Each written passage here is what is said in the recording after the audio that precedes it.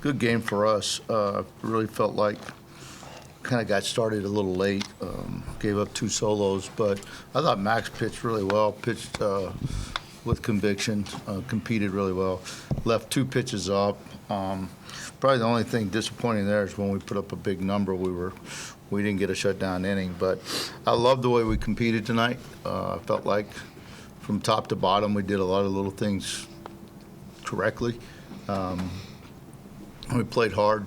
We played smart on the bases, made a couple of big plays when the game was on the line. Big double play by D and Jalen. So, one game, plenty of baseball to play.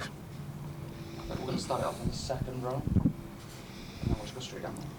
David, what are you kind of seeing from Kimble and just his offensive maturation? Because he's a guy that, like, for the course of the season has just steadily gotten better and better and better offensively. He's got really comfortable in the 5-hole, and I think when he's disciplined, he's as good as anybody. And he's really good in the zone. And so I think plate discipline and just staying within himself. But really it's about his work. He outworks anybody on our team every day. He's at the stadium at 8:30. So I think more than anything it's just pitch recognition and just putting in the work and feeling like he belongs in the box. Kimble, obviously this place means something to you, but what does performance against at this ballpark mean for you tonight, and what does it mean for you to get the Aggies tomorrow? Yeah, I know I went here, but I don't really have any hard feelings for these guys. It's just another game tomorrow. We know it's a rivalry, but we've been playing this sport since we've been 7 and 8 years old, so we try to keep it really simple and look at it as that and just come out and play our brand of baseball. 'Cause we know if we do that, we'll be in a good spot against anybody in the country.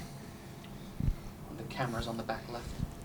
That's a question for Jalen. Just kind of take us through the Grand Slam and how much it meant to you, to be able to contribute in that way, to really set the tone and put some distance between you guys and the Cajuns. Right, yeah, I definitely have to give the credit to the guys before me in the lineup for getting on base, grinding out IBs, passing it back to the next guy. I know that the pitcher wasn't filling up the zone as much, so I was trying to see a pitch up, get something to drive, and do something early. So I just took advantage of that pitch. Stay behind the cameras. Also for Jalen, I know the opponent tomorrow is maybe not as important to you guys as it may be to some people outside, but with everything that comes with the matchup tomorrow, how much does that kind of get you guys going for the excitement around a game under the lights against A&M? Right, yeah, it's a big rivalry. I think every game that we play is important to us as players, but it's gonna be a fun environment playing against those guys. They're a solid team, but I feel like once we pitch and play defense, we're gonna hang with those guys and give the crowd what they want to see. Second row on the right. David, I know you didn't want to be in this position like you were last year, but how much did it help just your message to the team, monitoring guys' responses after 0-2 in Arlington, and then come out, kind of hit the reset button and get off to a really good start in the regional? How much of that, what you guys went through last year, help carrying over to this year? I think a lot, and we got a lot of guys that understand it. But you don't ever want to go 0-2 in any kind of competition. But I think the rest was good for us. It allowed us to recenter, go back and do some of our basic things that we do in day-to-day workouts that you lose when you get into tournament play, and just trying to execute. But yeah, it's once you get past that, I mean, the championship starts today, and that's what we play for. And so we're excited that we won game 1, and we have to enjoy the win. We know it's going to be a crazy environment tomorrow, about as crazy as it can get. So these guys got to be good in the dugout. We have to have great nonverbal communication. We're just going to have to really stay focused, and we're going to play a very good team. Back left again. Yeah, for Coach Pierce, just your thoughts on. I don't think this program has lost a first round game under you. Just what is the secret there? And aside from the obvious, getting you one step closer to the driver's seat in the tournament, what does that do for these guys mentally? To always get off to a good start the way they've been able to do under you. Yeah, we hadn't won the tournament either. No, it's just. I just think the prep is good. Having guys to come out of the tournament fresh there's no magic dust. It's just been something that the formula has been right. The guys have locked in. They haven't made it too big. I think that's probably from our perspective of a team, it's just teaching them how to just control their emotions and understand it's a baseball game. So I would say the credit goes more to the players than, of course, me. I just think that they've positioned themselves to be ready to go. Well, fortunately, we've been healthy, and so hopefully we can go out and play a quality game tomorrow. Second row on the left. Coach, you got a great start from all your pitchers. How do you feel about your bullpen going forward? It is such a grind at this point in the season. We're pretty fresh. I mean, honestly, at this time of the year, I feel really good about our bullpen. There's some guys, some pieces in there. You know, of course, we didn't have to use tonight. That's big for us, but I feel good about it. Staying on the second row on the left. Excuse me. David, do you have a starter you'd like to announce? for Not tomorrow? yet. No, we got a couple options. And then Kimble, Dolly Parton, how did you get that walk-up song, and what do you think of that? What do you think of 9 to 5? Yeah, before the season, I was kind of struggling to pick a song, and I went to talk to Carly Todd. She's the best, and she kind of played it for me, and I was kind of didn't really know what to think about it at first, but I started getting hits, and I started liking it a little bit more. So whenever you're hitting, you kind of like whatever song's playing. So that's kind of how I got it, and just gonna keep rolling with it.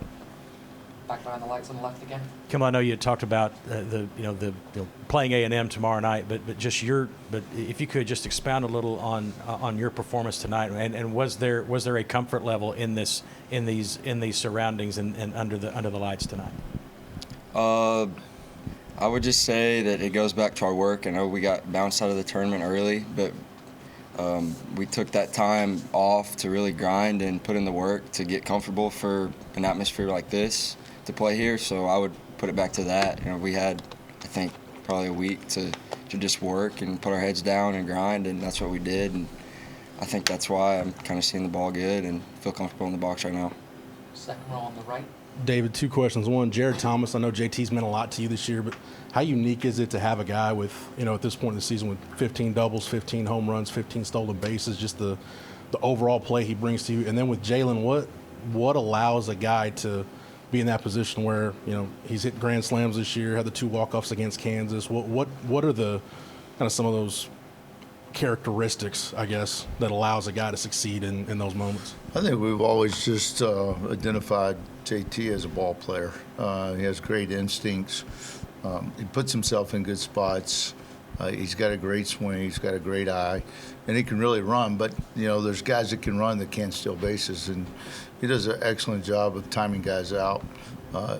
Most of the time, he has a green light more so than the steal, for the simple fact that I want him to pick the right time. And there's certain guys that can't do that. They just don't have the ability to know when. Guys slide steps, they don't know how to stop, but he does an excellent job of that.